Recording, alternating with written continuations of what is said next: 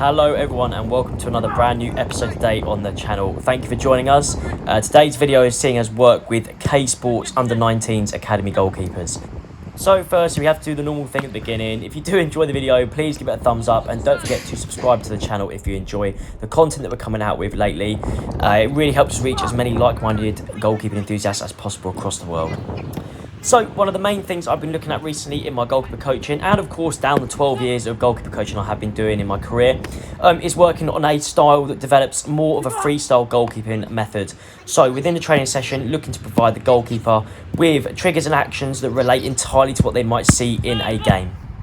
So you're going to see two different videos here from two different sessions. So this is session 1 and a particular practice that we did with the two K Sports goalkeepers, and then you're also going to see a different session and another particular drill with the same goalkeepers working on random actions. So this first routine that you've seen here does have a certain factor to it, with the goalkeeper starting off taking a cross, but then ultimately everything is triggered off of the ball movement, back passes, plan across the goal, dealing with the cross, distribution and multiple shots. And as you can see here, we've transferred into the next session with the same two keepers, where the ball is started off in the middle of the pitch with a central server, and then anything can happen. So the ball could be laid off to the second server, it could be laid through on goal for a one-on-one, it could be laid wide for a cutback, you could get a cross, you could have a touch out and shoot, you could combine and play through. Anything goes. It's complete randomness where the goalkeeper cannot know what's about to occur in front of them. All they have to do is react and play the situation. So in terms of goalkeeper coaching or working with goalkeepers, this is something that I've been talking with a lot with one of my old colleagues, Tom Fordry, who's now the Melbourne Victory goalkeeping coach in Australia. And we're looking at, in particular, working goalkeepers' decision making. So looking to develop the goalkeeper's ability to be able to respond to a particular trigger or action or stimulus in a game, rather than maybe be set in a certain pattern or trend from a drill. And I found, for me, over the last few weeks dealing with sessions, and not even just the last few weeks, but over my career when doing this sort of thing, you do tend to see the development of goalkeepers expand quite rapidly.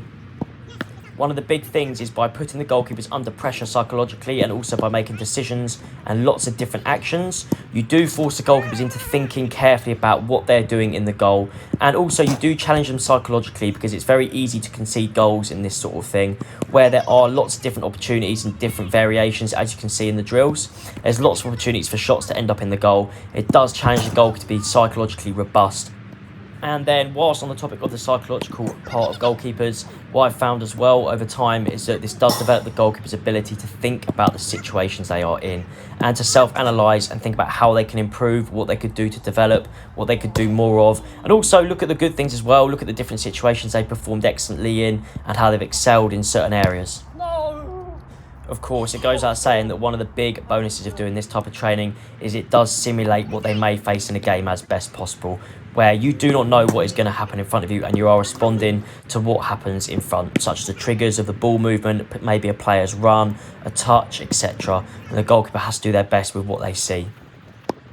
In terms of coach development and perhaps a goalkeeper coach's point of view, what these practices do lend to is being able to coach multiple different situations. So depending on the age group you're working with or the ability you're working with, you may need to be careful how many coaching points you give and what types of things you look to delve in on, because it could become confusing for a goalkeeper or for the individual, depending on how many things are talked about.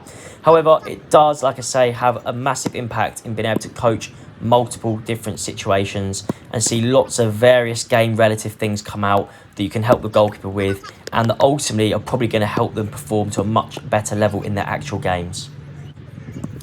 Of course, there's a fine balance in goalkeeper coaching in the sense of the sessions that you run. There is an element where you do need to work on technique, and isolated practice is important, and I don't doubt for a second that it is. I still do it myself in various sessions with goalkeepers to be able to hone the ability to limit mistakes and have the ability to be able to perform an action in a skill setting. So if you have to perform a low dive, for instance, can they execute the technique of the low dive well when they have to make the decision of performing the low dive, such as making the catch, keeping the ball safe, correct hand shape, etc.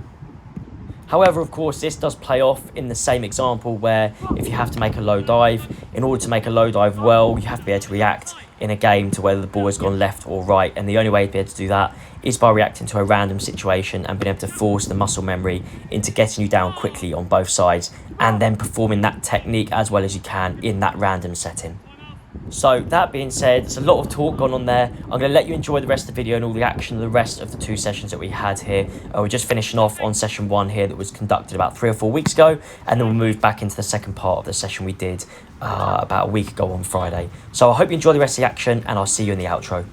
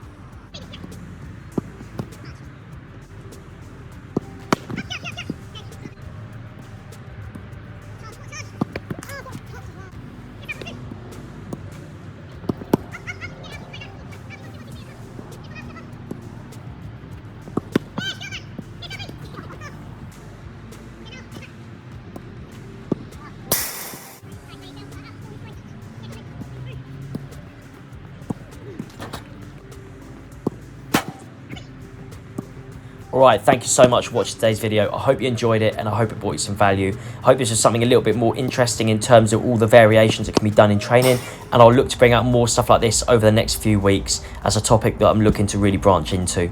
So, once again, thank you for watching today's episode. I hope you enjoyed it, and I'll see you all next time.